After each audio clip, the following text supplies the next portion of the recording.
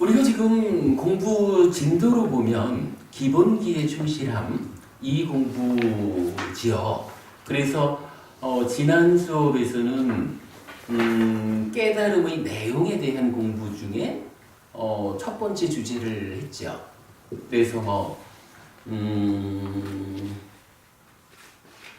실답게 알아야 할 것을 실답게 아는 가운데서 버려야 할 것을 버리고 닦아야 할 것을 닦아서 부처가 되었다.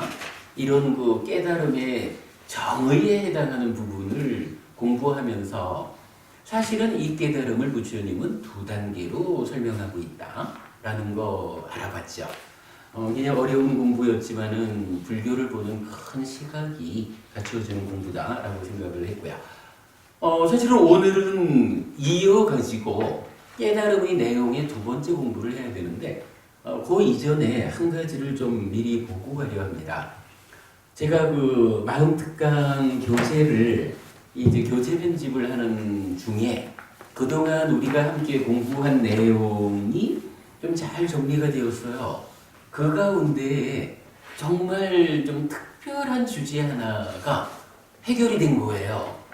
그 이야기를 미리 그래서 지난주 서울법회하고 어저께 대구법회에서 그 한 가지 주제를 반복 설법을 했거든요. 오늘 어부님들께는 좀 간략하게 소개만 좀 하는 정도로 그 이야기를 짚어보고 가야 합니다. 자, 이 이야기입니다. 김 어부님, 우리가 보통 불교 공부하다 보면 눈이라는 얘기를 하잖아요. 예. 눈. 이 눈이 몇 가지가 있죠? 눈의 연미.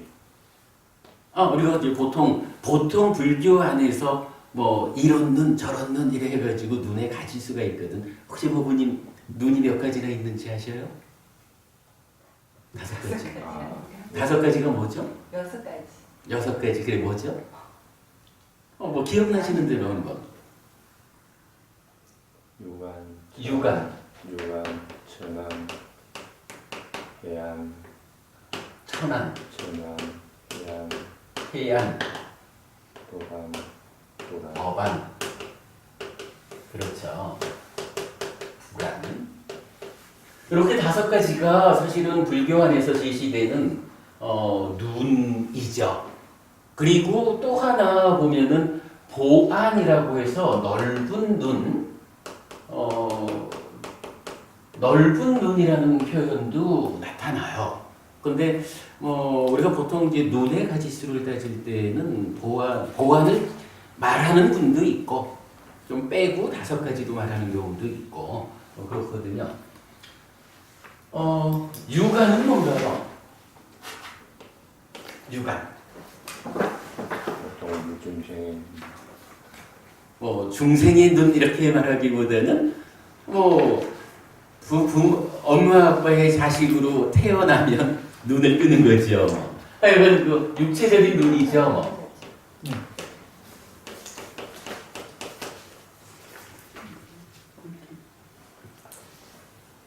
육체적인 눈이 있다면 이제 이어가지고 해안을 2번으로 했거든요. 해안은 뭘까요? 안부부님, 해안 이름은 어떻게? 지혜로운 눈, 지혜의 눈. 근데 그거는 한자를 아십니까? 이런 이야기지 지혜의 자에다 눈 한자니까. 해안하면 지혜의 눈이죠. 그런 번역 말고 해안이라는 것은 어떤 눈을 무엇을 지혜롭게 볼 때 그것을 지혜의 눈, 해안이라고 할까? 아마 이거 하는 분이 별로 없을 것 같아요. 그러면 넘어가죠. 천안은 뭐죠?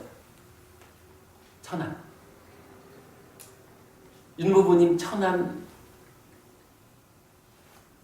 천안이라는 말은 사실은 우리가 갑자기 이런 주제를 제시하니까 대응을 못 시켜서 그렇지 천안은 우리가 잘 아는 거예요. 육신통 하면 뭐가 돼요? 신족통, 천이통, 타심통, 숙명통, 천안통, 그리고 누진통이잖아요. 그래서 그렇게 육신통으로 6가지고 그 다음에 우리가 이제 사선삼명 이렇게 말할 때는 그 중에 3가지만을 해서 숙주명, 전생을 보는 지혜, 천한명, 죽으면 업에 의해서 어디에 태어나는지를 보는 눈, 보는 지혜, 그리고 누진, 번뇌를 소멸하고 부처되는, 아라한되는 거죠. 그렇게 놓고 보면 천안이라는 것은 우리가 익히 알고 있는 눈이에요. 요거 죽으면 죽고 업에 의해서 태어남을 보는 눈.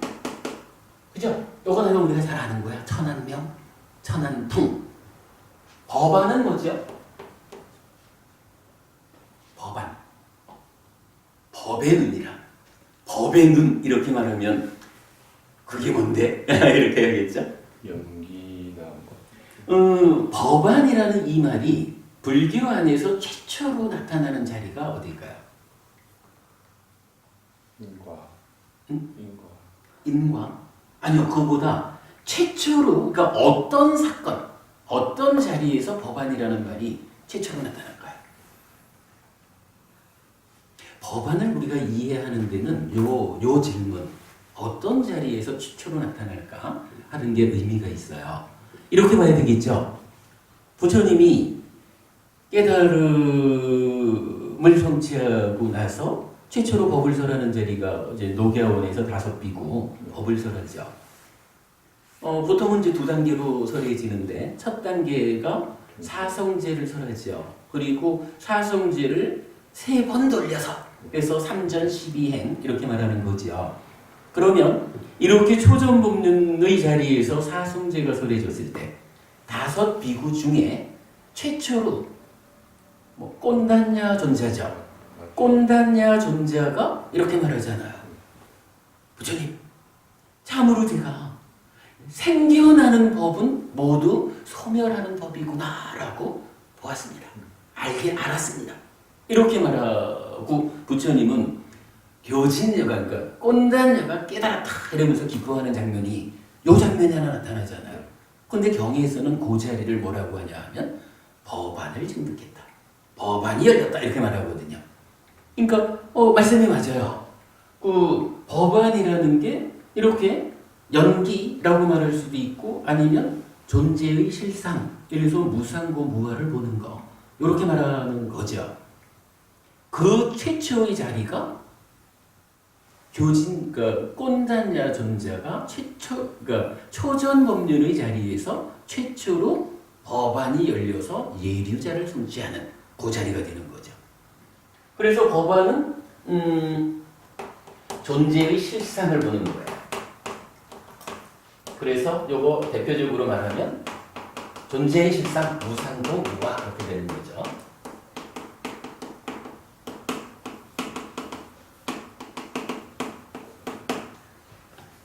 불안은 뭘까요? 불안은 하여간 부처의 눈이에요. 부처의 눈인데 이건 잘 모르겠어요. 경전에 보면은 경전에서도 불안이 어디에 나타나느냐 하면 우리가 이제 부처님 깨달은 이후의 과정을 좀 뒤에 공부를 하겠지만 깨닫고 나서 부처님이 야 이렇게 오묘한 연기법이라는 이 진리를 내가 설해봐야 누구 알아들을 사람이 있을까? 이렇게 부처님 하여간 경전이 그렇게 언급을 하죠. 그런 고민 끝에 아무도 알아들을 사람이 없다면 설법을 한다는 것이 무의미하지 않을까? 이래가지고 설법하지 않겠다라고 생각을 하죠. 그랬을 때 사함빠띠라는 이름의 범천이 부처님한테 나타나서 부처님 법을 설해 주십시오. 비록 많은 사람들이 눈에 때가 끼어가지고 이러한 진리를 못 알아들을지는 몰라도 그러나 일부 때가 덜 묻은 중생이 있습니다. 때가 덜 묻은 중생은 부처님이 법을 설하시면 그 법을 보고 눈이 그러니까 삶이 향상할 것입니다. 깨달음을 향해서 나아갈 것입니다. 그러나 부처님이 법을 설하지 않으면 때가 덜 묻은 중생들까지도 퇴보하고 말 것입니다. 라면서 법을 설해달라고 또 이제 범천의 권청 이렇게 말하는 거죠. 3번을 부처님한테 요청을 하죠. 그래서 부처님은 하여간 3번 부탁을 하면 다 들어주는 것 같아. 그 이제 3번의 그 청을 들은 자리에서 부처님 그렇게 말을 했죠. 그 자리에서 이제 어떤 표현이 나타나냐 하면, 그래서 부처님이 불안으로서 세상을, 존재들을 살펴보았다. 그랬더니 뭐 우리 연꽃 이야기가 나오죠. 뭐 이런 연꽃, 이런 연꽃, 이런 연꽃 같은 이렇게 때가 묻지 않은 중생들이 있다는 것을 보았다. 그리고 범천에게 내가 법을 설하지 않으려는 것은 이러이러해서 그랬다. 이제 법을 설하자. 이렇게 이제 말씀하시는 거죠. 그러니까 사한파티 범천은 이제 부처님께서 법을 설하고자 나의 부탁을 들어주셨다. 이래가지고 절하고 떠나가죠. 그 장면에서 바로 불안이라고 하는 눈이 나타나요. 그러면 거기서 보면은 불안으로 어떤 일을 했느냐 하면, 중생들을 쭉 둘러보니까 중생들이 이러이러한 근기를 가진 중생도 있고 이러이러한 중생도 있고 라고 중생들의 어떤 그 능력을 과연 이 법을 소리도 알아들을 수 있을까? 라고 중생들의 근기를 보는 그런 눈이 발휘되었다는 거죠. 그리고 그 가운데 일부지만 때묻지 않은 중생들이 있어서 내가 법을 설하여도 알아들을 것이다. 이렇게 판단하시는 부분이 나타나는 거죠. 불안이라고 하는 부분은 아직까지 제가 기억하는 거로는 그 자리에서 그렇게 나타나고 그런 의미로 쓰인 것밖에는 잘 기억을 더 이상 못해요. 근데 이제 우리가 그 불안과 좀 견주어서 볼 수 있는 것은 마치마니까야 12번 그러니까 사자후의 판경 이런 경전에서 보면 부처님께서 사자후를 토하는 그런 자리에 보면 열의 십호라는 말이 나타나요. 십력. 부처님이 가지는 10가지 힘이 있다라고 해서 10가지 힘을 이제 다양하게 말해주시거든요. 요 열의 심력을 말하는 걸 보면 이러이러하게 알고 보는 이 말씀이에요. 그래서 거의 부처님이 가지고 있는 10가지 힘이라고 하는 것은 눈과 같은 의미로 설명이 되더라 하는 거예요. 요거 어제 대구법회 수업보고를 통해서 요 열의 심력 부분 제가 연결해 놨거든요. 그 자세한 내용은 그렇게 보시고요. 그 다음에 이제 또 하나가 부처님은 과연 전지자일까? 이런 문제가 제기돼요. 전지하다. 모든 것을 아는 거잖아요. 윤보부님, 부처님은 전지자일까요? 모든 것을 아는 분?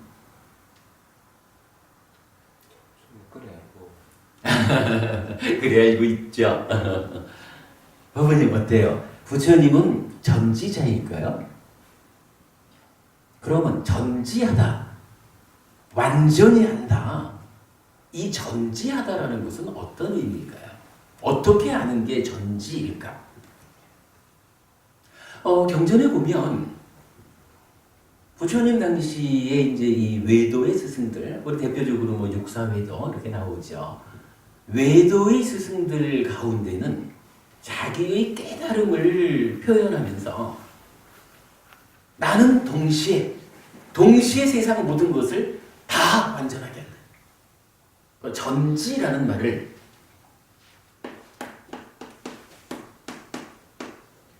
완전히 안다라는 말을 하면서 동시에 모든 것을 본다는 거예요. 그러니까 표현하자면 지금 이 자리 같으면 부처님이 여기 계시면 법우님 네 분이 지금 각각 무엇을 하고 있는지, 무슨 생각을 하고 있는지, 법우님들의 전생은 뭔지 동시에 속속들이 깨어안다라는 거거든. 그런가 하면 또 어떤 스승은 나는 활동하는 가운데에도 걸어가면서, 누우면서, 앉으면서 일체의 활동을 하는 가운데에도 전지한다. 이렇게 말하는 스승이 있어요. 이런 이 두 가지 전지 상황을 놓고 이제 사람들이 부처님한테 묻는 거예요. 부처님도 이렇게 말합니까? 혹시 부처님이 나는 동시에 모든 것을 아는 사람이다 이렇게 말씀하신 적이 있습니까? 뭐 이렇게 이제 질문을 해요. 그러면 이제 여기에 대해서 그러니까 결론적으로 부처님은 어떻게 알려주냐 하면 나는 전지하다. 나는 전지한 자다. 그러나 이 전지라고 하는 것은 동시에 전지하지 않다. 활동하는 가운데 전지한 거 아니다. 이렇게 말씀을 하셔요. 이게 어떤 의미일까? 자, 안다라고 하는 개념을 우리가 저기 마음의 메커니즘적으로 간략하게 보면 이렇게 되겠죠. 내 입처가 외입처를 감각하면 이제 6가지 식이 생기잖아. 요거 3, 4화합 척 해가지고 느낌, 수 이러면 마음의 메커니즘의 중심에 있는 거 위자나띠죠. 식이 수를 분별해서 알죠. 인식한다, 지각한다라는 거 요거 위자나띠가 하는 거죠. 분별해서 아는 거. 여기에 상이라고 하는 것이 내적인 경향성으로 개입을 하잖아요.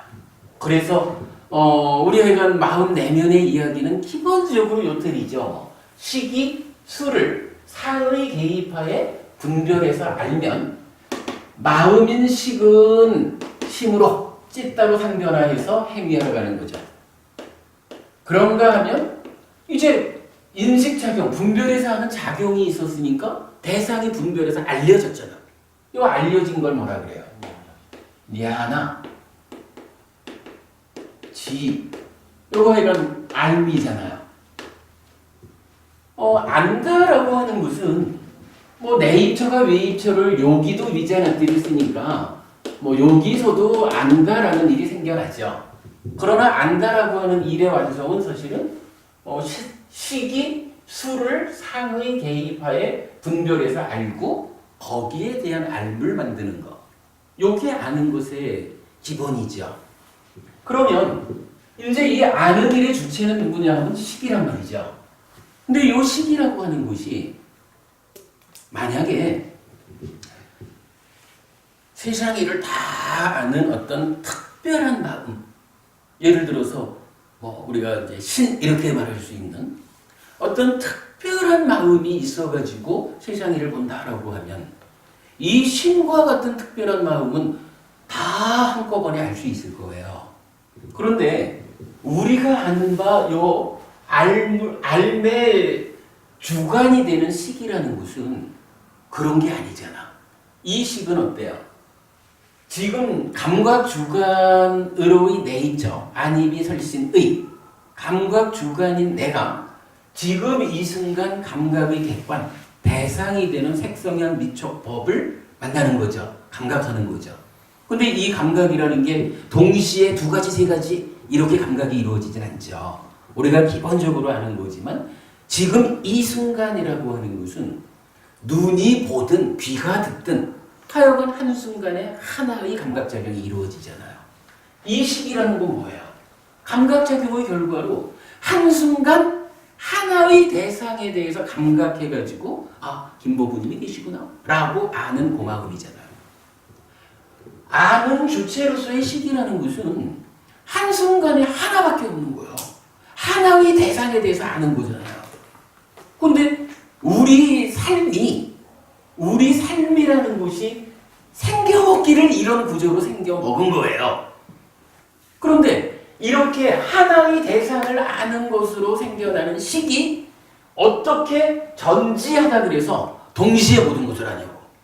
동시에 모든 것을 알려면 동시에 우리 지금 요 안에 법우님 숫자로만 얘기를 해도요. 법우님 4분이 계시는데 법우님 4분을 동시에 전지하자라고 하면 최소한 4개의 마음이 동시에 있어야 이게 동시에 전지가 가능하잖아요. 그런데 부처님이 알려주는 우리 삶의 현실은 그러지 못하잖아요. 한순간 하나의 식밖에, 하나의 마음밖에 없는 거거든. 그러니까 부처님 그렇게 말씀하시는 거라. 나는 전지하다. 완전히 아는 사람이다. 그러나 동시에 안다라는 것은 이거는 부처님이 깨달음이 부족해서라든가 능력이 부족해서 동시에 못 보는 게 아니라 우리 삶의 구조 자체가 시기한 거고요. 한순간 하나의 대상에 대해서 아는 거고 그 대상에 대한 경험, 느낌을 위자나티에서 아는 거거든.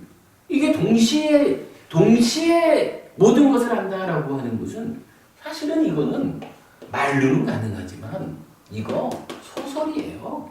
동화라. 그죠?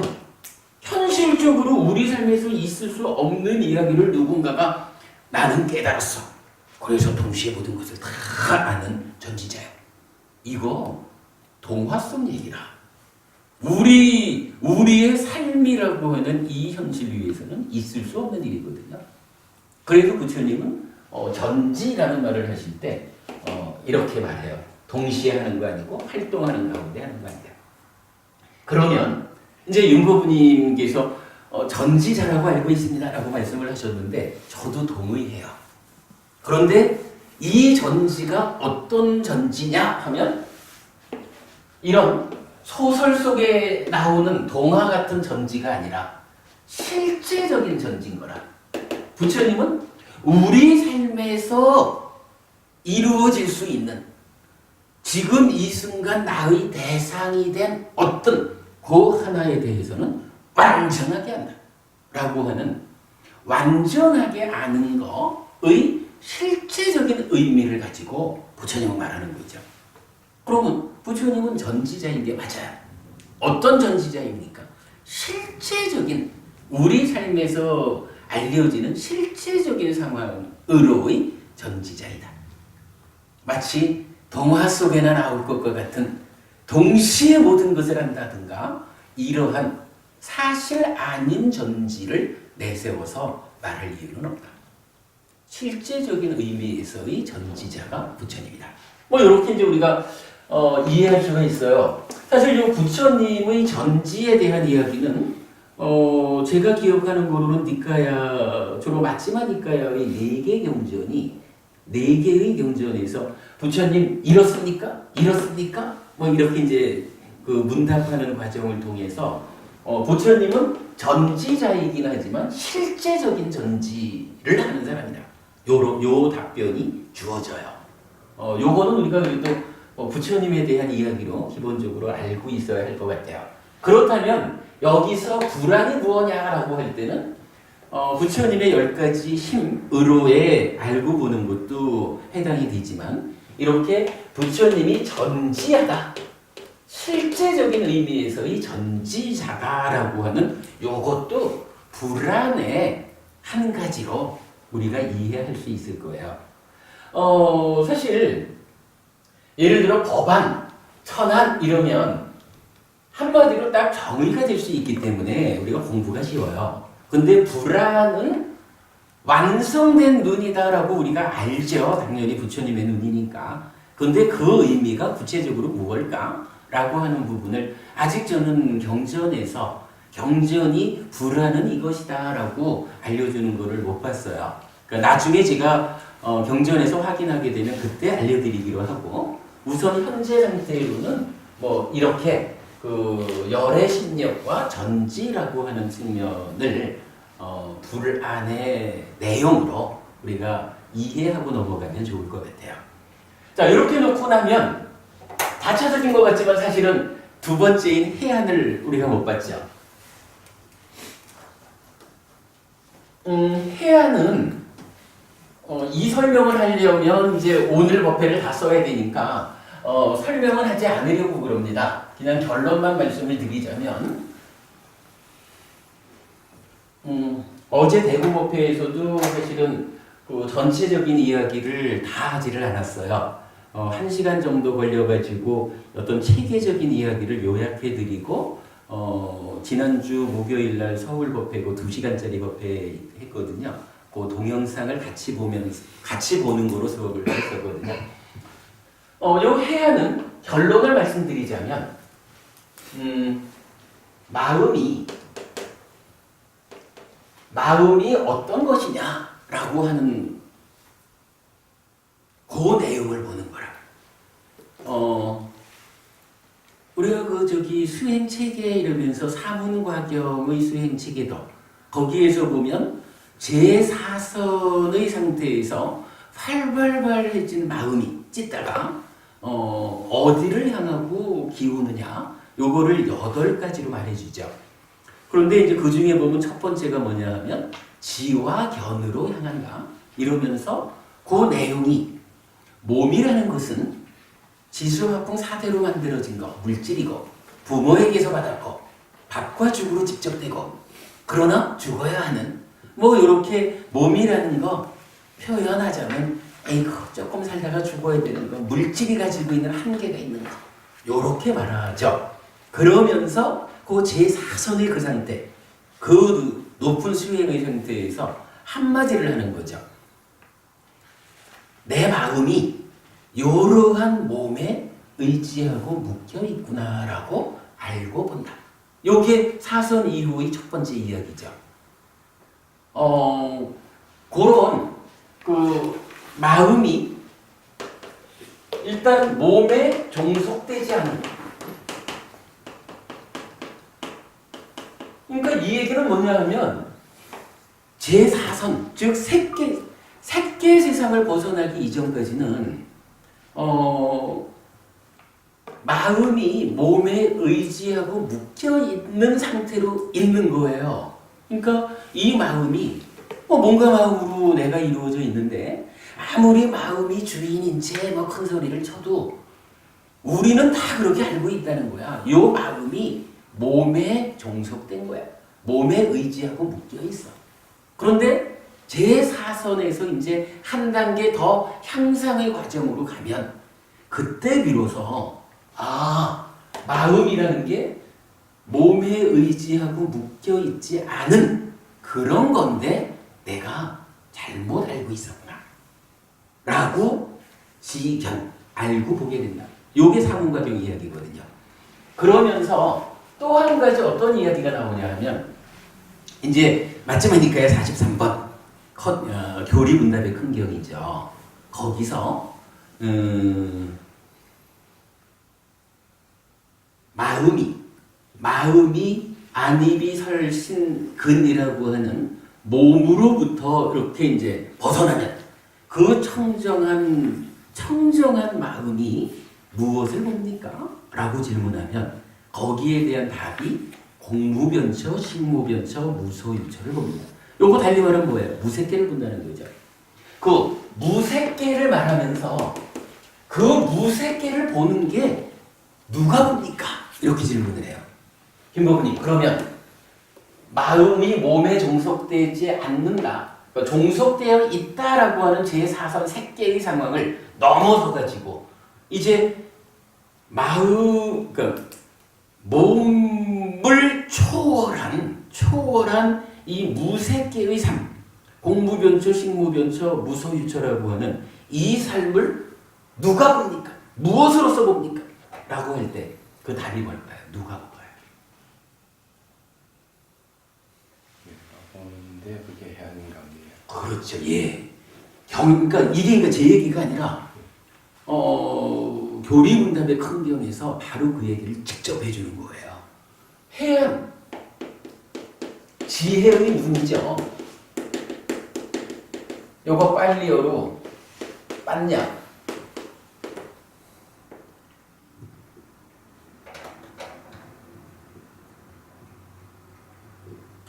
빤냐 짝후 하거든요. 빤냐가 지혜고 짝후가 눈이죠. 그러니까 해안이라고 하는 말이 그 경전을 통해서 교리문답의 큰 경을 통해 가지고 직접 나타나면서 이 해안이 무엇하는 눈이냐라고 할 때 이제 몸의 종속에서 벗어난 그 상태.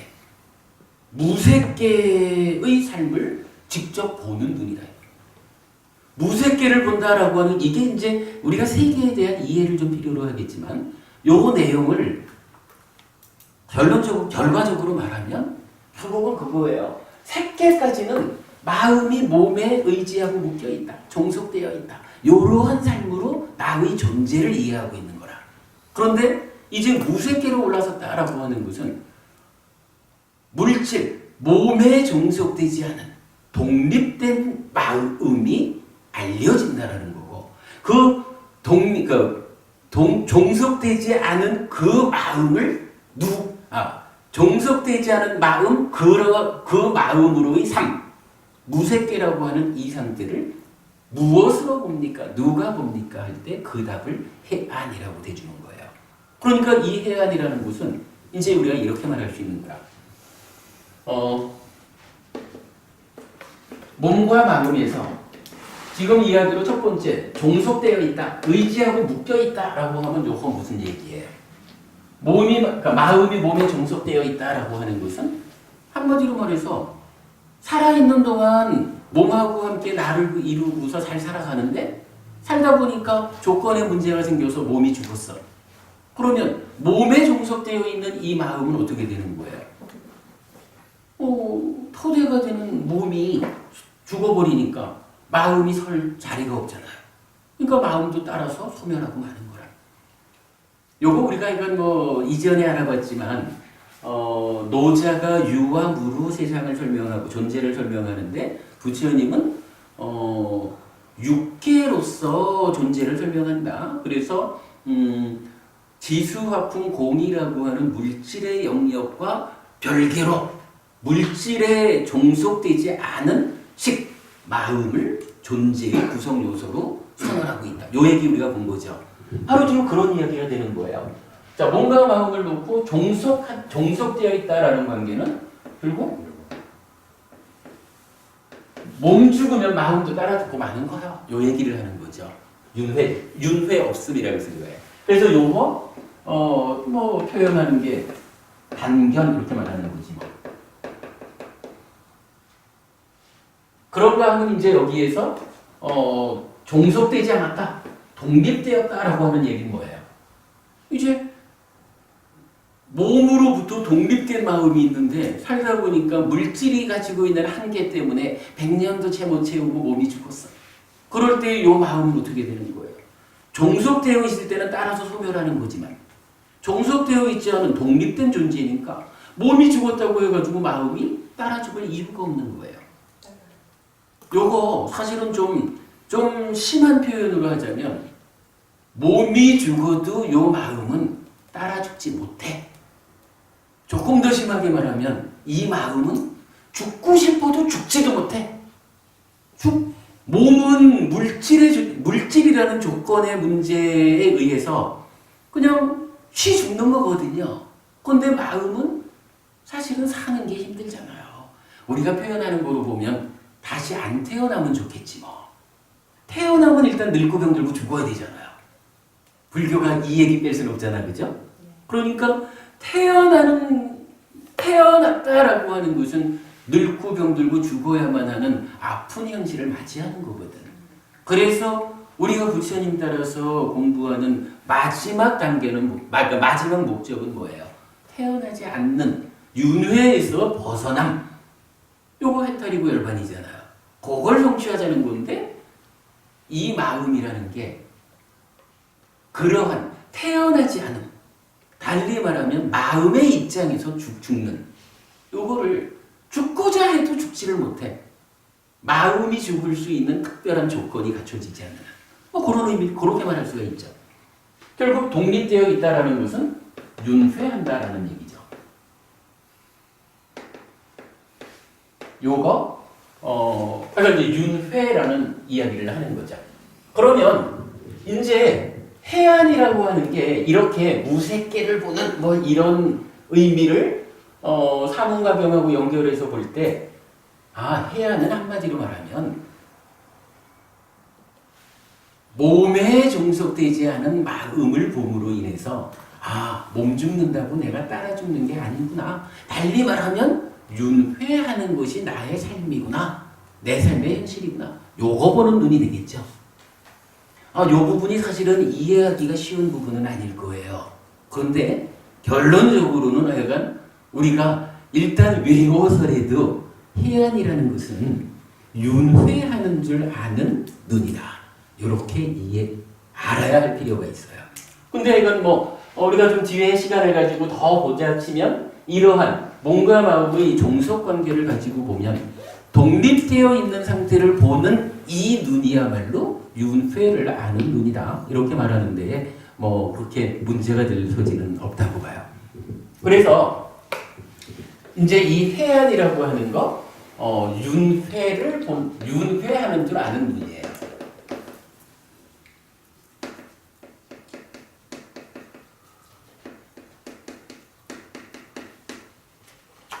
자, 이렇게 놓고 보면 이제 5가지 마음이 다 나타난 거죠.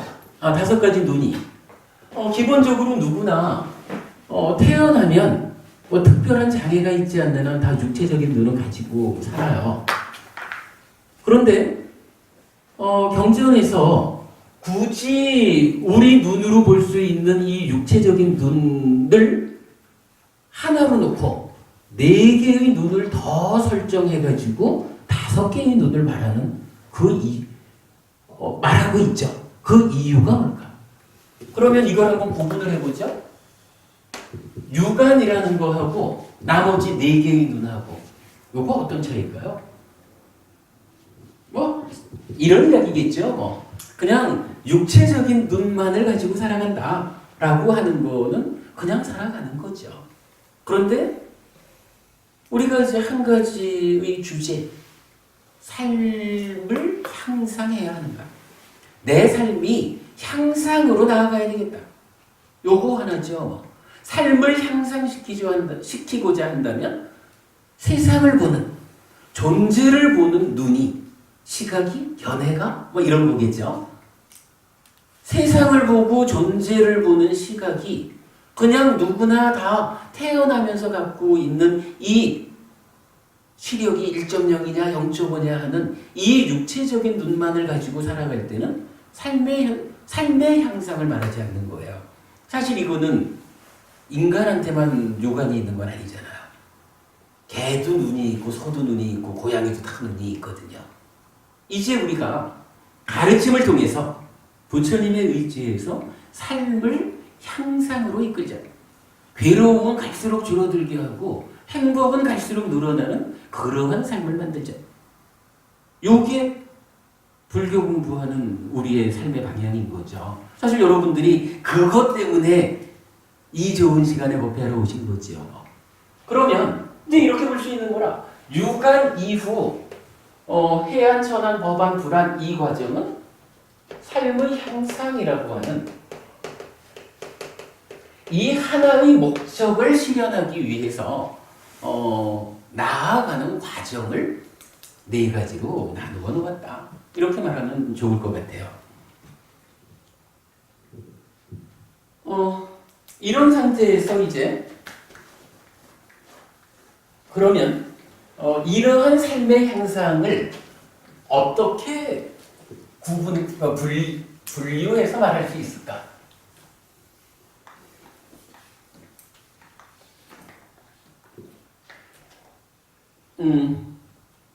세상을 보는, 특히 이제 세상의 다양한 존재 가운데 뭐니 해도 나라고 하는 존재를 중심에 두고 보아야 되겠죠.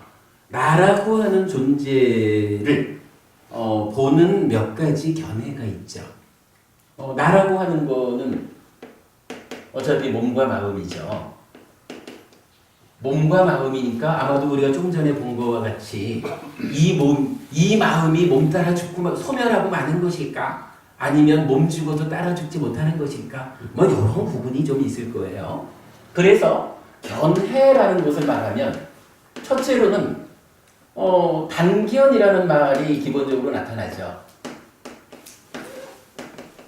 요거 몸 죽으면 따라 죽고 마는 마음이죠. 그런데 해안이 생겼다.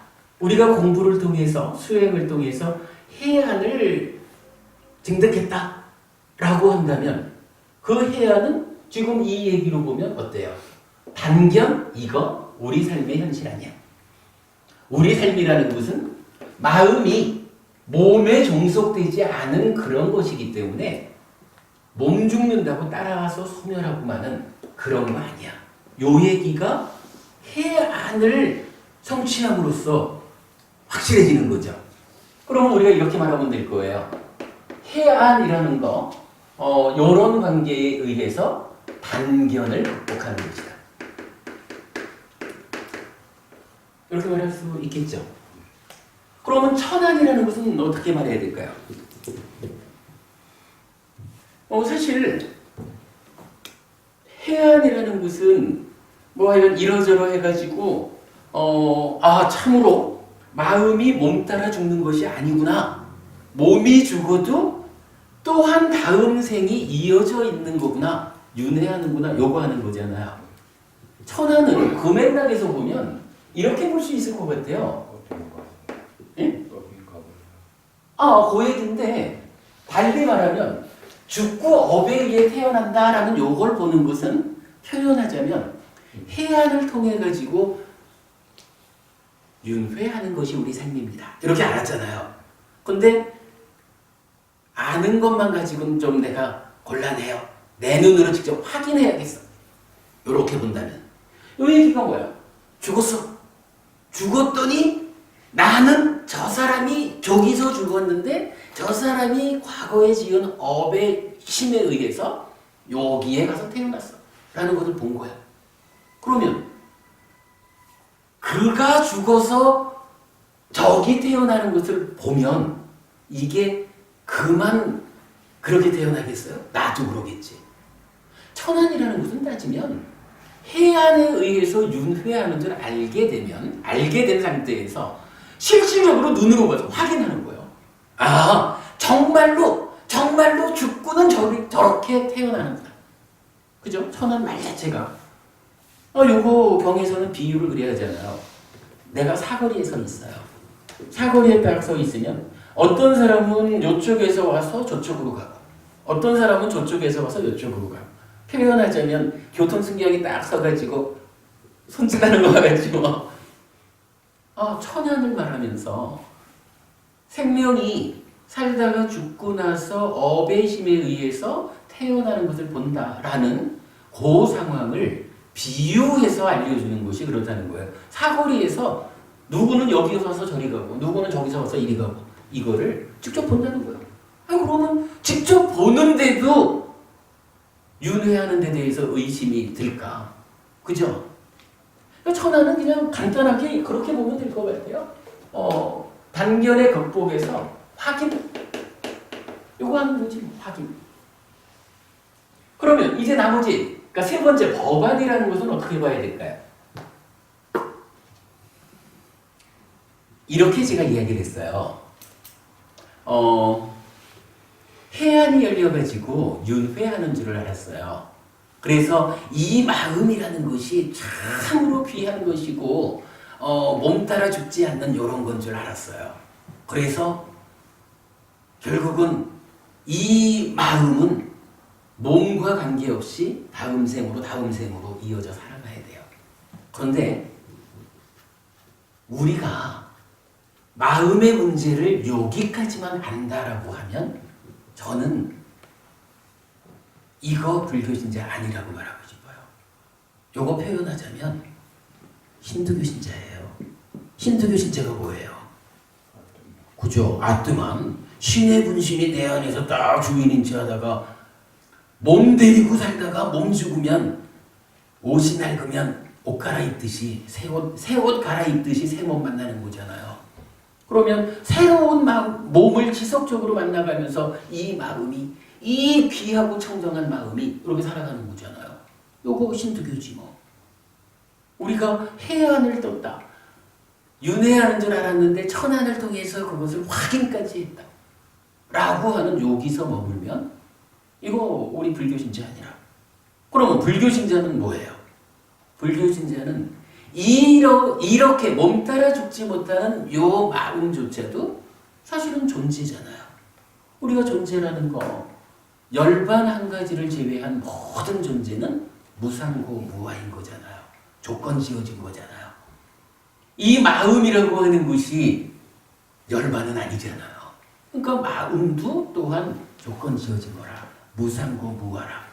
이 마음이 무상고 무아다라고 하는 법안이 뜨여야 그때 비로소 이 마음이 단견을 극복한 상태, 단견을 극복해서 몸 따라 죽지 못하는 그거기는 한데 이 마음이 어떤 마음이냐? 무상고 무아한. 그래서 항상 하는 것이 아니라 무상한 마음이다. 조건 따라서 달라지는 연기하는 마음이다. 요걸 보는 거죠. 즉 항상 하는 마음이 아니라 변화하는 무상한 조건 지어진 조건 따라 변하는 연기하는 이러한 마음이다라고 볼 수 있는 자리가 뭐예요? 법안을 얻은 법안에 의해서 보는 거겠죠. 그러면 이 법안은 어떻게 말할 수 있어요?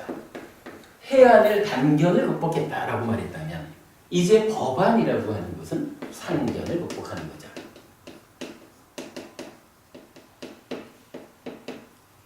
그죠? 그러면 일단 이제 견해라고 하는 것이 이렇게 단견과 상견으로 크게 구분이 되는데 그러면 불교적인 견해는 뭐 어떻게 되나요? 불교적인 견해는 일단 단견도 넘어서고 상견도 넘어선 거죠. 그리고 이 상태를 연기 이렇게 말하는 거죠. 불교적으로 우리 삶을 보는 시각은 무엇입니까? 몸 따라 소멸한다라는 단견도 극복하고 그 마음이 아뜨만처럼 항상 한다라는 상견도 극복하고 조건에 의해서 삶이 지금 전개되는 요 의미가 되죠. 그래서 불교는 단견, 상견을 극복한 연기 이렇게 표현을 하죠. 잠깐만요.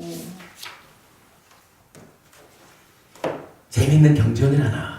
뭐 이건 재밌다기보다 아주 유명하고 불교적으로 그 교학적인 비중이 큰 경전이 하나 있어요. 까짜나 곶다경이라고 12번 상류다, 그러니까 인연 상류다죠. 12번 상류다의 15번째 경이에요. 세존이시여 바른 견해 바른 견해라고들 합니다. 세존이시여 바른 견해는 어떻게 해서 있게 됩니까? 까치하야나요. 이 세상은 대부분 두 가지를 의지하고 있나니 그것은 있다는 관념과 없다는 관념이다. 있다라고 하는 거 뭐예요? 있는 거니까 꾸준히 가는 거죠. 없다라는 거 뭐예요? 소멸하고 마는 거죠. 있다는 관념과 없다는 관념이다. 까짜야나요. 세상의 일어남을 있는 그대로 바른 지혜로 보는 자에게는 세상에 대해 없다는 관념이 존재하지 않는다. 조건에 따라서 일어난다라는 요 연기를 보는 사람은 어떻게 무언가가 있는 상태를 놓고 단견이요? 그거? 없는 거요? 이렇게 말할 수가 있겠느냐는 거죠. 조건 관계를 보는 사람은 없다고 말하지 않는다. 그런가 하면 까짜야나요. 세상의 소멸을 있는 그대로 바른 지혜로 보는 자에게는 세상에 대해 있다는 관념이 존재하지 않는다. 12연기적으로 이렇게 소멸하는 것을 보면 저 마음조차도 변치 않고 유지되는 아뜨만 이런 거 아니다 라고 본다는 거죠. 까짜야나요. 세상은 대부분 집착과 취착과 천착에 묶여있다. 그러나 바른 견해를 가진 성스러운 제자는 마음이 머무는 곳이요 천착하는 곳이요 잠재하는 곳인 그러한 집착과 취착을 나의 자아라고 가까이 하지 않고, 여기서 나의 자아, 요게 아뜨만이죠. 가까이 하지 않고 취착하지 않고 고수하지 않는다. 그는 단지 괴로움이 일어날 뿐이고 단지 괴로움이 소멸할 뿐이다 라는 데 대해서 의문을 가지지 않고 의심하지 않는다. 여기에 대한 그의 알면 다른 사람을 의지하지 않는다. 까짜야나요. 이렇게 해서 바른 견해가 있게 된다. 까짜야나요. 모든 것은 있다는 이것은 하나의 극단이고, 즉 상견 하나의 극단이고, 모든 것은 없다는 이것이 두 번째 극단이다. 까짜야나요. 이러한 양극단을 의지하지 않고 중에 의해서 열애는 법을 설한다 하고 중에 의해서 설하는 법으로 12연기의 발생 측면과 소멸 측면을 말하거든요. 우리가 뭐 이전에 한번 본 거지만은 요 중이라고 하는 게 나와 대상 사이에 끼어 있는 오영원 뭐 이런 의미로 이해를 했죠. 12연기라고 하는 것도 번뇌가 끼이든 무명이 끼이든 가래가 끼이든 이렇게 나와 대상 사이에 어떠한 괴로움을 일으키는 중간 것으로의 오영원이 끼어 있어가지고 나의 삶을 윤회하게 한다. 요거죠. 거기에서 이제 가운데 것을 소멸시킴으로써 윤회에서 벗어나는 요것으로서 삶의 완성을 말하죠. 하여간 좀 어렵게 설명을 했습니다. 그런데 일단 이렇게 몸과 마음의 관계를 놓고 단견과 상견을 극복하는 곳으로의 해안과 법안 두 개를 중심으로 5개 논을 알아봤어요. 하여간 뭐 기본적으로는 이렇게 구분이 됐네요. 육간 한 가지를 제외한 나머지 4개 논은 삶의 향상이라는 측면에서 얼마만큼 삶이 향상하는가. 요거를 다양한 경우에서 말할 수 있겠지만 일단은 기본적으로 존재라고 하는 측면, 몸과 마음으로 구성된 나의 존재가 어떠한 것인가 라는 것을 아는 눈으로 표현하고 있다. 그 중에 하여간 해안은 단견을 극복하는 것이고 천안으로서 단견의 극복을 확인했다면 법안으로서 상견을 극복하고 연기라고 하는 불교적인 뭐 이렇게 보면 연기가 불안 이렇게 말을 해야 될까요? 그러니까 이거 잘 모르겠어요. 불안까지는. 그러니까 이렇게 단견과 상견을 극복하고 연기라고 하는 불교적인 견해를 세우는 과정을 이렇게 5가지 눈이라고 하는 교리 체계를 통해서 말하고 있다. 저도 그건 공부하는 가운데 이 5가지 눈에 대해서는 많이 보았어요. 그리고 뭐 우리 카페에 보면은 아이디가 재밌어. 닭갈비라는 아이디를 쓰는 지금 아마 대학생쯤 되는 것 같아요. 젊은 어부님이 요 5가지 눈에 대해서 몇 번 질문을 하셨고 저는 그 가운데 사실 해안이라는 부분을 내가 잘 아직 모르겠다 이렇게 답변을 해오다가 요번에 이제 그 해안이란 단어가 직접 무색계를 보는 이렇게 이제 경전에서 발견이 되어서 해안을 이해하고 나니까 5가지 눈 전체가 하나의 그 체계성을 가지고 삶의 향상을 말하고 있다라는 부분을 보게 되어서 그 닭갈비 거부님한테도 이제 알려드렸죠. 하여간 뭐 오늘 수업 주제는 아니었지만 이 5가지 눈이라는 부분이 교리적으로 비중이 있고 또 우리 삶을 보는 견해라고 하는 측면, 단견, 상견을 극복해서 연기의 견해를 가지는 불교적인 삶, 이 부분을 좀 다시 짚어드리기 위해서 이 얘기를 했어요. 한 20-30분 정도 그냥 딱 요약만 해드린다고 생각한 게 제가 참 그걸 못했죠. 1시간을 말하고 말았네. 한 5분만 쉬었다가 본 주제를 1시간만 하고 마치도록 하겠습니다. 네, 조금 쉬죠.